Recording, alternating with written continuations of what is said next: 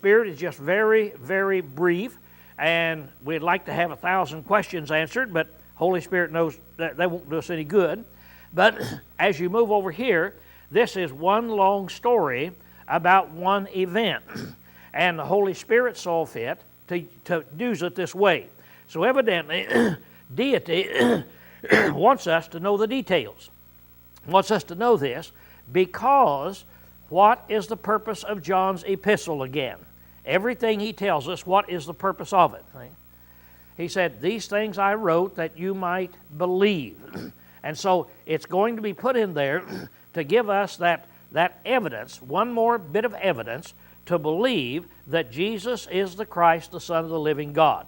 So, once again, we're not going to find a lot of things in here, but we are going to be looking here at this one thing that happened.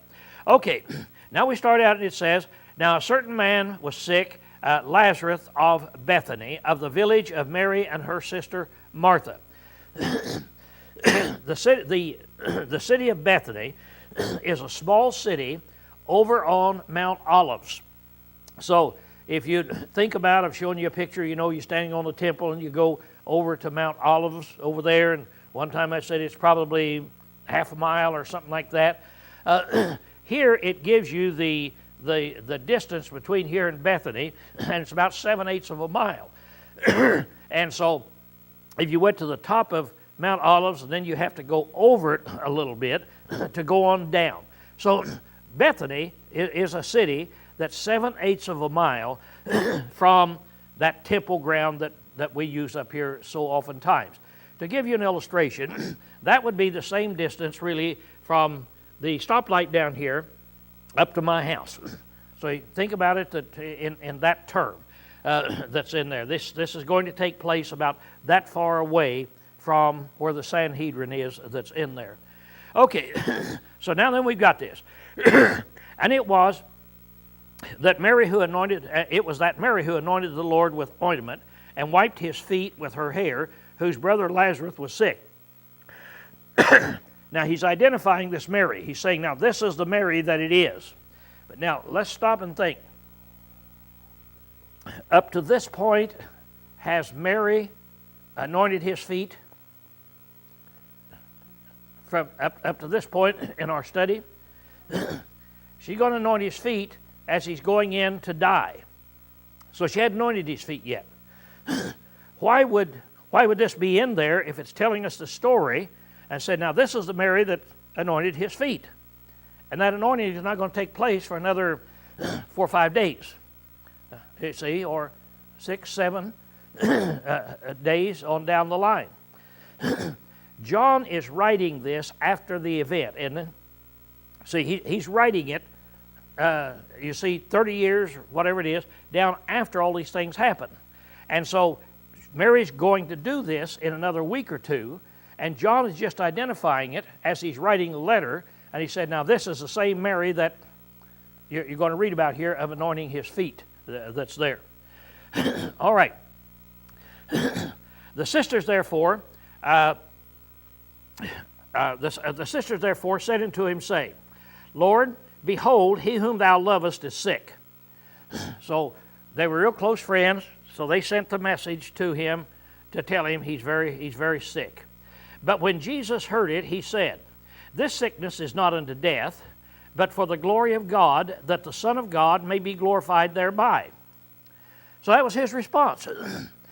Now his response was not very dramatic.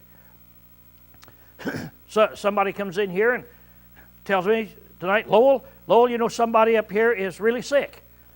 And I say, well, the sickness is not unto death, but it's to the glory of God. Now, let's go ahead. Would anybody expect me to go raise him from the dead? You see? So this is what has happened. And who is here to hear this? Who is watching this at this time when he's out there? When he gives this answer, it's his disciples, isn't it? See, his apostles that are there. That's where he is. A messenger's come and told him, and that was his response. Well, this sickness is not unto death. Now, this is may sound a little bit funny in English, but here's what it's talking about. Here's what it means. This sickness will not end up in death. the end result of this sickness is not death. The end result of this sickness is God will be glorified. That's the purpose of it. So that's what he tells his apostles in here. It said in verse 5, now Jesus loved Martha and her sister and Lazarus, and so it shows that they were very, very close. When therefore he heard that he was sick, he abode at that place, he abode there at that time 2 days in the place where he was. So get the message. Somebody come. He's sick. He's really sick. The answer is, well, he's not sick unto death. He's unsick to the glory of God. And so then he turns around and he stays there for 2 more days. And you'd say, wow, why didn't he take off? He's going to tell us this on down there. Why didn't he take off and run back there, you see, if he loved them so much? 7. Then after this he saith to the disciples, let us go into Jerusalem again. Now, after 2 days, he said, let's go into Jerusalem again. Do you suppose these disciples said, oh, he's going up there to raise the dead? No, had no idea. You see, that he's going to raise the dead. He hadn't said this. He said the guy's death or sickness is not unto death. And so what the 12 apostles see is he's saying, let's go to Judea again. Let's go back up to the temple again. Now, what happened the last time he was up there? That's when they made up their mind they're going to stone him. So he said, let's go up there again. They are thinking, let's go to the temple and let's resume that controversy there that's in there. Verse 8, the disciples saying to him, Rabbi, the Jews were but now seeking to stone thee, and dost thou go thither again? Well, Rabbi, the last time we were there, they were trying to kill you. Are you going to go up there again? And Jesus answered, are there not 12 hours in a day? If a man walk in the day, he stumbleth not, because he seeth the light of the world. But if a man walk in the night, he stumbleth, because the light is not in him. Now, what he's talking about here, he's talking again in figurative language about why I must go up there. I'm going to go up. Jesus knows in another few days, another couple of weeks, Jesus is going to die. And Jesus knows that there's work that needs to be done before then. Now, he said, let's go up there. And they say, don't you know he's going to stone you? And Jesus said, well, aren't there 12 hours in a day? And you've got to work during that 12 hours in there before the darkness comes. All he's saying is that in our life we have duties to perform. And we need to perform them while we are capable of performing them. If there's something you've got to do, you have to do it in this 12-hour period of time. You can't wait until the 12 hours of night. So he said, I've got to go. My life is just so long, and there's so much I have to do within this period of time. This is my 12 hours of daylight in my life. So I've got to go up there and accomplish whatever it is that I'm going to do. Now, 11. These things spake he, and after this he saith unto them. Now he turns to talk to them, and he's going to shock them again. He said, our friend Lazarus is fallen asleep, but I go that I may awake him out of sleep. You suppose that'd get their attention? What? Of course. He's there. He doesn't have much concern. Now then he's going up there to wake up Lazarus out of his sleep. Well, his disciples try to correct him again, because what is the best for you if you are asleep when you are really, really, really ill? What's the best thing for you to do? It's sleep. So sleep is something that was good. So I'm going to wake him out of this. The disciples therefore saith unto him, Lord, if he's fallen asleep, he will recover. That's just exactly the wrong thing to do, is to go up there and wake him up. He'll recover. Now, Jesus had spoken of his death, but they thought that he spake of taking rest in sleep. That literally says that they thought he was talking about taking sleep in slumber, that he was slumbering off, you see, of the regular way we'd sleep. Then Jesus therefore said unto them plainly, Lazarus is dead. Put yourself in their shoes. Would they be shocked at this? In other words, up to this time, he's told them he's up there asleep. It's not unto death. What's happened to Lazarus will not end up in death. See? So now he says, Lazarus is dead. And I am glad for your sakes that I was not there, to the intent that you may believe. Nevertheless, let us go into him.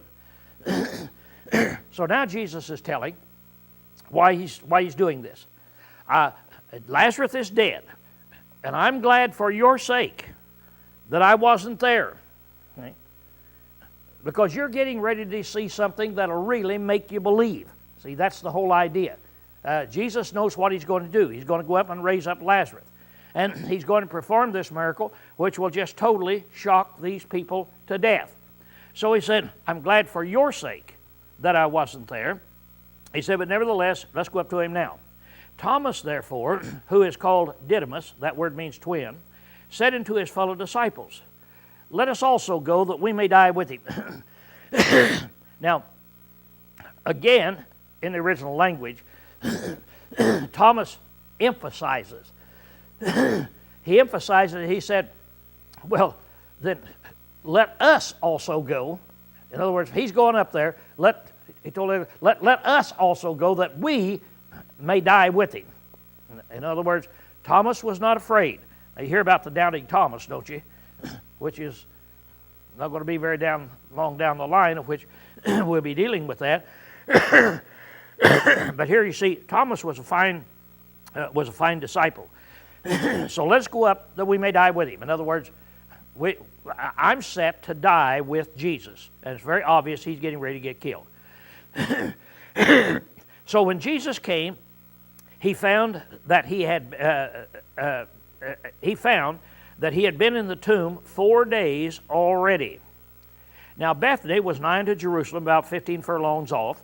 A furlong is about 1/8 of a mile. So that's about 7/8 of a mile. And many of the Jews had come to Mary and Martha to console them concerning their brethren. That's just like we do today. Many of the Jews had come out of Jerusalem. They were over there consoling Mary and Martha. Said, Martha therefore heard that Jesus was coming and went out to meet him. But Mary sat still in the house.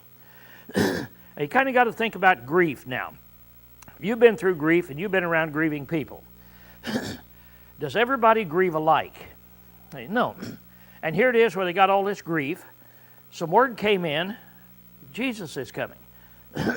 Well, Martha jumps up and runs to meet him. Mary is just devastated, and she just sits there. She's going to wait for him to come in. So it said, Martha therefore said unto Jesus, she went out there and found him, Lord, if thou hast been here, my brother had not died. He wouldn't have died if you had been here. I know that. Shows she got confidence. And even now I know that whatsoever thou shalt ask of God, God will give to you. So if you'd been here, he wouldn't have died. And now I know you can ask, and whatever you ask, it'll happen. And here, Jesus saith unto her, Thy brother shall rise again. And Martha saith unto him, I know that he shall rise again in the resurrection at the last day. So when Martha said, I know whatever you ask will be given, she wasn't expecting him to raise him from the dead. In there, she was saying, Lord, I have so much confidence in you that you would have saved his life if he'd been here. And even now that he's dead, he's been in there for 4 days. I know that God will hear your prayers that is in here. And then when Jesus said, well, he will be raised, then she said, yeah, I know he'll be raised in the resurrection. In other words, when everybody else is raised, I understand that. Then Jesus said unto her, I think this is about the 5th thing where he says, I am. He said, I am the resurrection and the life. And he that believeth on me, though he die, yet shall he live. And whosoever liveth and believeth on me shall never die. Believest thou this? That's kind of hard to believe, isn't it? I mean, when you look at it, did Lazarus and them believe on him? Yeah. He said, now if you believe on me, you're never going to die in here. He said, now do you believe this? Do you believe what I'm telling you that's in here? And she said unto him, Yea, Lord, I have believed that thou art the Christ, the Son of God, even he that cometh into the world. So now here is a great confession. Yea, Lord, I have believed you are the Christ. I have believed you are the Son of God. Yes, I believe on you. And when she had said this, she went away and called Mary her sister secretly, saying, The teacher is here, and calleth thee. So she made her way back, told her sister, Jesus is here, he'd like to talk to you. And she, when she heard it, rose quickly and went unto him. Now Jesus was not yet come into the village, but he was still in the place where Martha met him. So he's on down the road. He's not in the village yet that's in there. The Jews then, who were with her in the house and were consoling her, when they saw Mary, that she rose up quickly and went out, followed her, supposing that she was going to the tomb to weep there. Isn't that the logical thing that you'd do? I mean, grieving people, and they do this, and where else would you be going if all of a sudden you just jumped up and you took off? So they thought she was going over there to weep. Now, Mary, therefore, when she came to where Jesus was and saw him, fell down at his feet, saying unto him, Lord, if thou hadst been here, my brother had not died. If you'd just been here, he wouldn't have died. When Jesus therefore saw her weeping, and the Jews also weeping, who came with her, he groaned in the spirit and was troubled. Now, if you've been through this, and all of us in here old enough, we've been through it, we know what groaning in the spirit means. That you're just so sad that you just, oh. And we know what it is to see other people who are weeping and groaning, and they're in grief. How do you feel when you go to somebody's place after a spouse dies, and you sit down and you see that spouse just totally devastated? How do you feel? You're groaning in the spirit. So that's the way that he was feeling when he saw how badly they were hurt there. Then Jesus said, it said, Where have they laid him? And they say unto him, Lord, come and see. Jesus wept.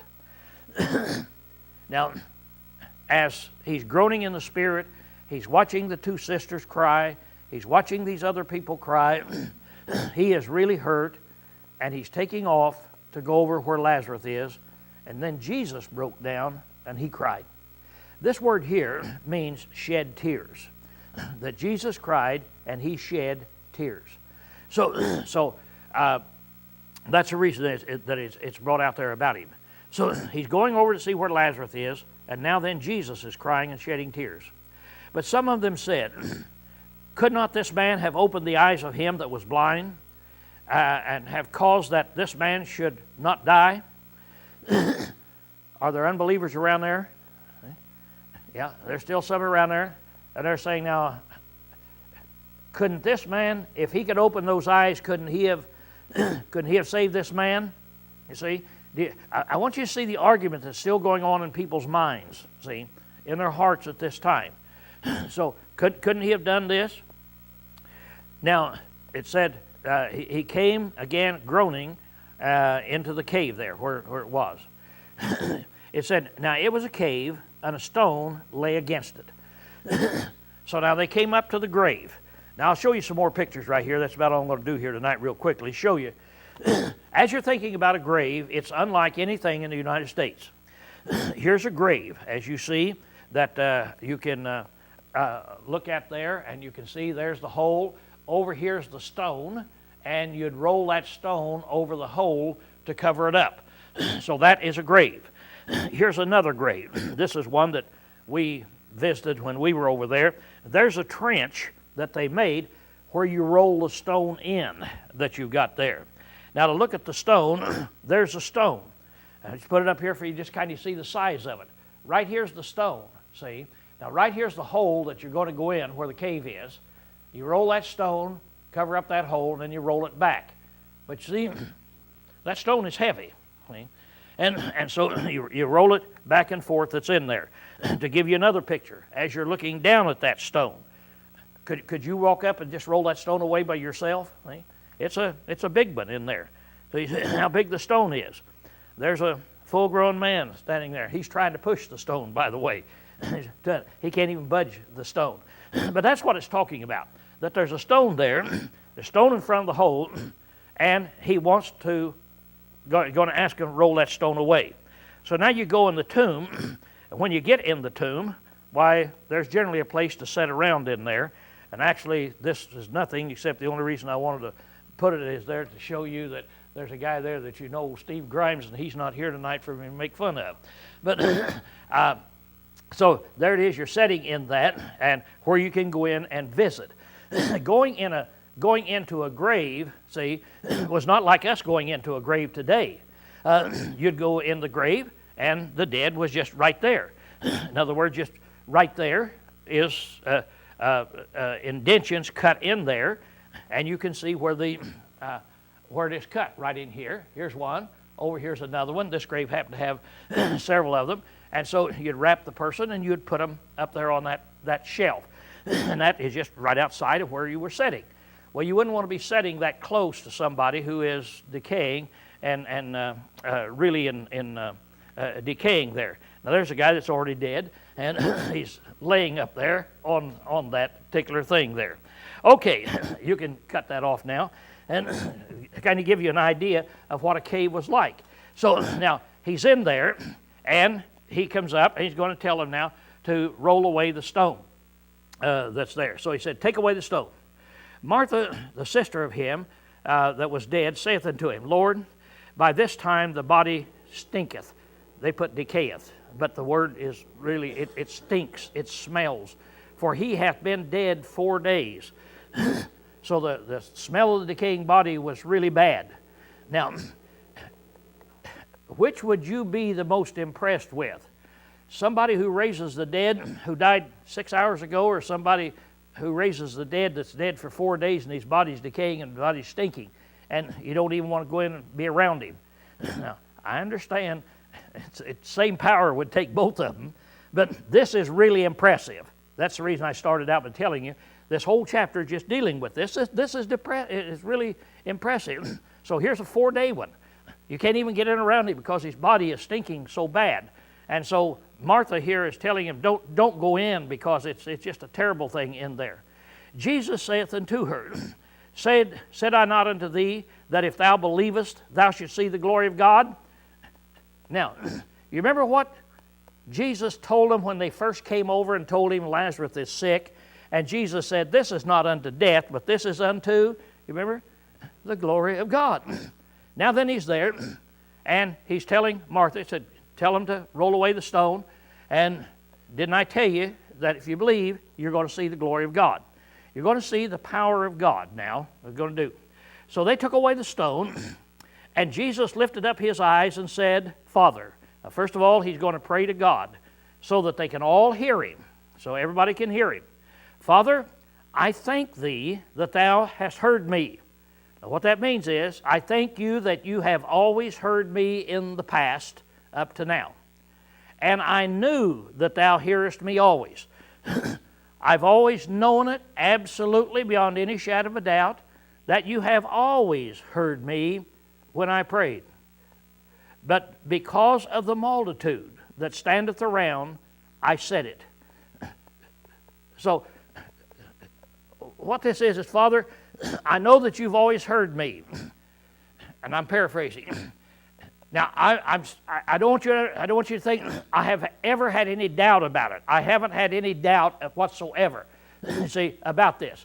But the only reason that I'm praying to you and telling you that I know that you've always heard me is because of these people that are around about, see. And I'm getting ready to ask you for something, see.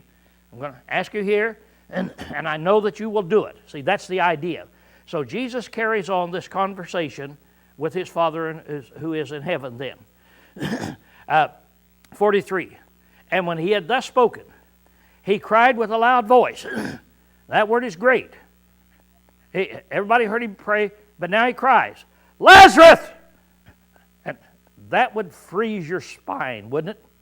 If you're standing at the opening of a grave and he's been dead for 4 days and the smell is in there and coming out, and he walks up to that hole and he yells with that loud voice, "Lazarus!" What all is standing on this? What happens? What happens if Lazarus doesn't hear him? What happens if Lazarus stays in that grave and remains dead, like he would do if I was out there yelling his name? What's all the people going to know? This guy's a fraud. See? This guy's a fraud. So Jesus walks up, no doubt about it.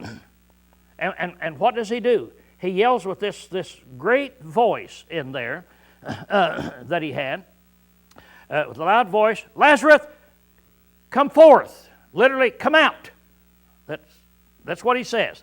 The reason I say that is, when we say come forth, in that kind of what you'd call Bible language, in other words, kind of language of where the Bible is written so that it's rather soft, and so come forth, when you hear somebody talk about come forth, you see, if Oliver's out there and he looks out his car and his boys are in the car playing with her somewhere, and he said, "Sons, come forth."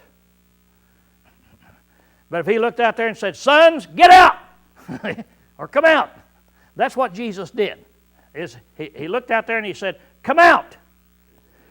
And he that was dead came forth, bound hand and foot with grave clothes, and his face was bound about with a napkin. And Jesus saith unto him, "Loose him and let him go."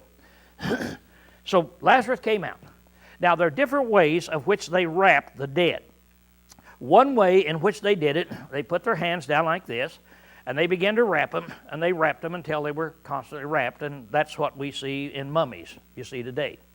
Another way that they would wrap them is, they'd start out, they'd wrap one leg up here, another leg up here, then they'd wrap the body, they'd wrap the arms, they'd wrap the fingers, each one of them differently, and then sometimes then they'd put them in. Other times they'd do that, and then they'd put them down, they'd wrap the whole thing. We don't know what it is, but they always wrap the body. Now, with the head, they put a napkin on it. The word literally means a handkerchief. It means a cloth that you use to wipe the sweat off of your forehead and blow your nose. That's what it was used. Now, of course, again, you and I think about a handkerchief. How wide is a handkerchief? We know they're all cut the same size, aren't they? At least men's handkerchiefs are, about this big. You can fold them and do this. But now, what size was a handkerchief in that day? What size of a handkerchief in another culture? If you go to the Philippines today and you look at the handkerchief that they have, how big is a handkerchief in the Philippines? Now, taxi drivers will drive down the road, always sweating, just always sweating constantly. They drive down the road, sometimes they've got this, what we call a towel. Got it in their hand, they're driving down the road, and they're driving, sweat gets in their eyes, and they do this. You say, "Let me see your handkerchief." Well, the thing would be that long, you see. So it's a piece of cloth is the whole idea. It's a piece of cloth that is used to keep your face clean.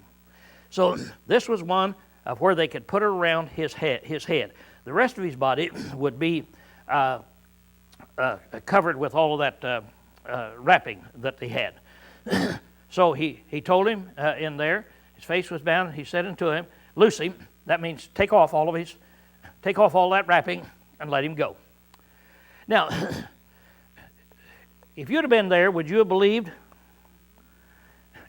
I mean, if there's anybody there that's not a believer, would it have an effect on them? Well, it did. It had an effect on every last person there, but not the same effect. That's the problem. But it affected every last one.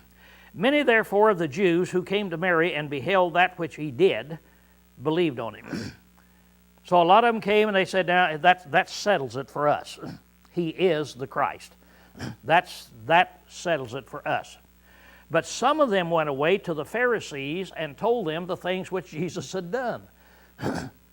Now they're not convinced. They know he did it, and we're going to see that there. They know he did it. They run back into Jerusalem and tell the Pharisees, the Sanhedrin, "Let me tell you what he did. He went out there and they told about raising the dead here after he was dead for 4 days. Yeah, it's political favors, I think is what you would call it. In other words, let me give you this information that you guys need to know because he's out there. Okay, let's see what the chief priest did. The chief priest, therefore, and the Pharisees gathered counsel and said, what do we do? If this man, it said, what do we do? For this man doeth many signs. So now what are we going to do? We know he does many signs. Now, by the way, how would John have any testimony to that other than the Holy Spirit? You and I understand the Holy Spirit could guide him into knowing this. But is there any other way that John would have known beyond any shadow of a doubt before the Holy Spirit inspired him? How did John know what went on back there in that enclosure of the Sanhedrin? How would John know that they're in there saying, what? Who? Yeah, but no, I'm talking about the Sanhedrin. How did he know? He's writing the book. How did he know back in Jerusalem, those wicked men in that Sanhedrin that's behind closed doors, that they actually admitted he was doing miracles? And they said, this guy does many miracles, and we have to shut his mouth. How would John know that? Any idea? Have you ever heard of a guy by the name of Joseph of Arimathea, of which we haven't come to yet, but we will in a couple more chapters? You remember the guy that came at the at the death of Jesus and got his body, and Joseph of Arimathea was one of that council. And then you remember any other guy? Nicodemus, the guy that we've already studied back in chapter 3. He was a member of that council. And then would there be anybody else that probably was in there? Paul. Paul was in there. He was raised up, you see, by this person, this great doctor in there of the Sanhedrin, and he was probably there. Do you think these apostles, these men, might have talked about that after the fact when they're sitting down and talking? Like you guys maybe sitting down and you talk where you've all gone on vacation. Do you ever bring it up and talk this? Do you suppose they would bring it up? Of course, the Holy Spirit is guiding them and saying this, but there would be firsthand evidence to this, is all I'm getting at. So these men said, what are we going to do? This man doeth many signs, and if we let him thus alone, all men will believe on him, and the Romans will come and take away both our place and our nation. Okay, now, here it is. We're the smartest men on earth. We are the Sanhedrin. We are the 70 great Supreme Court rulers. What are we going to do? Here it is. He's raised a dead man. Everybody knows dead. And a big crowd out there. 4 days, body stinking. Everybody knows this. What are we going to do? Because he's done many miracles. And if we don't stop him, what's going to happen? We're going to get in trouble. We're going to lose our job. If we don't stop him, all the people are going to believe on him. And all the people are going to believe on him, and this man is proclaiming himself to be the Christ. He's going to proclaim himself as the King of Israel. He's going to be proclaiming this, and the Romans are going to hear about it. And the Romans are going to come in, and they're going to remove us from ruling this city. They're going to take the city under their control. They're going to remove us. We have to do something or we're going to lose our job. Do you see the argument that they've got there? So, in their human logic, was it pretty good logic?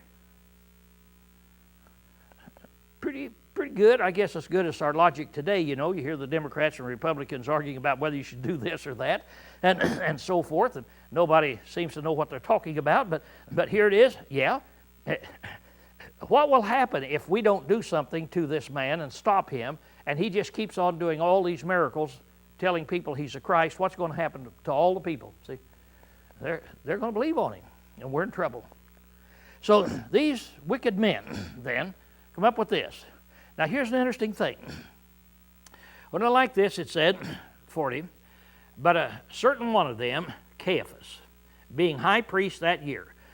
So now the high priest, Caiaphas, he steps up. And he said unto them, you know nothing at all. This is not a pleasant meeting.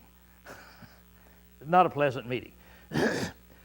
What he's telling them is, you don't know anything. You bunch of men, you don't know anything that's putting forth this argument, see, that's there.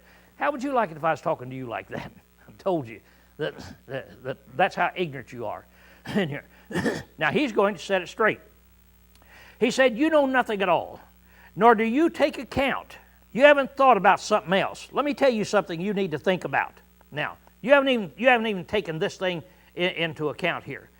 You haven't taken into account that it is expedient for you that one man should die for the people, and that the whole nation should not perish. Look, idiots. One thing you haven't thought about. You're saying, what are we going to do with this man? What are we going to do with this man? This man's going around, he's performing all these miracles. What are we going to do with this man? You don't know anything. Have you ever considered this? And then he states, whatever one of you believe. Let's suppose there's a situation tomorrow that comes up, and where there's one man that our enemy captures. And they're either going to kill that one man, or our nation is going to be destroyed. And they give us a choice. What would you say? It's either him, or everybody in America is going to die. Well, which is the best? It's expedient that one man should die for a whole nation, isn't it? Rather than having a whole nation die, and then that guy also die. That's good advice. But here's the unusual thing that you got. And I just want you to see, though, this is just good old political advice that he is giving them that's in here. Now in verse 51, now this he said not of himself, but being the high priest that year, he prophesied that Jesus should die for the nation. Now he didn't come up with this wisdom by himself. Really. He's prophesying. This is God putting these words in his mouth, and what he's saying is, what he intended to say was, you idiots, don't you know it's better for one man to die than the whole nation to perish? And this guy's going to destroy the whole nation if we don't kill him. So you got a choice. You're going to destroy the whole nation or him. He has to die. Now then, John says that he was high priest, and God inspired him in this statement. And that is when he says, it is good. Let's see, how did he put it in here? He said, it is expedient for you that one man should die for the people, that the whole nation perish not. That's the way he put it. He didn't put it, which is the best to do, like I've been doing. He put it, it's expedient that one man should die for the people, that the whole nation, or for the whole nation, so they don't perish. Now, did Jesus die for all the people? Yep, he died for all the people. And John said, even though Caiaphas didn't understand that, and you say, well, what do you mean? The guy's prophesying and didn't understand. Well, let's take Balaam's donkey. How did Balaam's donkey get that wisdom where he spoke to Balaam? Did the donkey understand that he was speaking by inspiration? You see? No. So you can be as dumb as Balaam's donkey, and God can use you to talk. And in here, he used Caiaphas to make this statement in this way. Then. What's that? Didn't the Jews teach that Jesus would come or the Messiah would come and take over Rome, an earthly kingdom? Yeah. Mm-hmm. So if they're expecting him to take over the Romans and establish an earthly kingdom, this logic doesn't make sense at all. Well, He wouldn't destroy the nation. no, but you got to look at it from their viewpoint. They say, yeah, you got to look at it from their viewpoint, and they're saying he's not the Christ. We're waiting for the Christ, and this guy is going to bring Rome down upon our heads and make it worse for us. So they never acknowledged him, the leadership never acknowledged Oh no. He's a blasphemer. He's a horrible individual. He's a troublemaker. All the miracles. All the miracles. What did they do with the miracles? They were nervous. They said, he's doing all these miracles. What are we going to do about it? See? What are we going to do about it? People are going to believe on him. Rome's going to come in, take our jobs away. See? Yeah. It sounds like what you're saying is that they were jealous. They wanted to put the Christ in that they wanted to criticize him. They didn't want this guy, but they didn't want like him, that he would be changing things. They wanted the prophecy to come through the way they wanted it. Way they wanted it. They were jealous. Yeah. And I'm sure, you know, the way it's pictured, that they wanted a Christ riding in on a big white horse, and, you know, a magnificent individual that came in and took control. And Yeah, someone who thought like they did. yeah, right. And Jesus was totally opposite, you see. The funny thing is, for him being inspired like that, it kind of fueled the fire. Yeah. It got the whole thing about Jesus going. Yeah, It just, was kind of on the funny end of it, uh-huh. you know. Yeah, that's true. I did that. Okay, in verse 52, and not it said, and not for the nation only. He's not going to die just for the people that were there, but that he might also gather together unto one the children of God that are scattered abroad. So all of God's children that are scattered abroad throughout the world, Christ is going to die, and on that death, he'll be able to call them all into one body. So that is actually what happened. When Jesus died on the cross, what did he purchase? He purchased his church. And who composes his church, Jew or Gentile? It's everybody that comes to him, you see. So, in 53, so from that day forth, they took counsel that they might put him to death. So there was a decision made, and the decision was, he has to die. We've got to put him to death. See? Got to put him to death. Now, they're going to have a hard time doing that. See? And from here on, though, the thing that we want to make sure we understand, from here on, the death sentence has been ordered. This is the Supreme Court. The Supreme Court says he must be put to death. See? So from here on, that's the Supreme Court saying. Jesus therefore walked no more openly among the Jews. So Jesus knew he couldn't stay there. If he stayed there, the death sentence is upon him. He'll be arrested. They'll put him to death, and his time is not yet. So he didn't walk any more openly there, but departed thence into the country, to the wilderness, unto a city called Ephraim. That's the one I was telling you about before, about 15 miles north there. There he tarried with his disciples. So now he's going back up to this country, about 15 miles out of Jerusalem. He's going to spend whatever few days there is left, 3 days, a week, whatever it is left. He's going to spend it up there with them so that they won't catch him and kill him. Now the Passover of the Jews was at hand, and many went up to Jerusalem out of the country before the Passover to purify themselves. Now, this, to purify themselves, it kind of gives us the only time element that you could have in there. According to Jewish law that they had made, that you need to go through a certain purification to really totally cleanse yourself of all things. And for common ordinary people, it took 7 days. And so you'd go through these cleansing processes. You'd go up and you'd offer sacrifices, and you would dip in water every day, and took 7 days. No, that was for the ruler. For common people, it took 3 days, I think it was. For the rulers, it would take 7 days. So these people are going up before the Passover, from 3 to 7 days before the Passover. Now, when I'm talking about a Passover, how long will this feast be? See, that we're talking about here. It's going to be an 8-day feast, isn't it? You're going to have the Passover, and then you're going to have what feast followed that? Feast of Unleavened Bread. But are we going to get to the Feast of Unleavened Bread? See, in this situation? Or what day will Jesus die on? He's going to die on the Passover. See, the Jewish Passover. So, this is what I'm saying. Don't know how long. It's not many days. And common people would go up where they would have a 3-day period, you see, to be able to cleanse themselves in there, make themselves right that's in there. Now, they go up there then, and while they're up there, they're going to be talking. And 56, they sought therefore for Jesus. So they began to look for him, and spake one with another as they stood in the temple. What do you think? So they want to get advice now. What do you think? That he will not come to the feast? Is that what you think? He won't come to this? Now the chief priests and the Pharisees had given commandment that if any man knew where he was, he should show it, that they might take him. So the talk is big.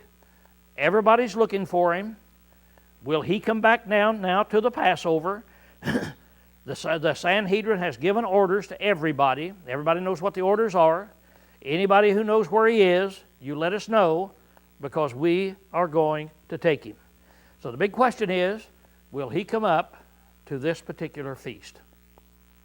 Well, that's what we'll be studying now from here on throughout the rest of John. How many chapters are there in John? 21. How many chapters have we covered now? 11. There's going to be a whole lot of the book of John that's talking about these last few days of Jesus' life in there. See? Okay, with that, class dismissed.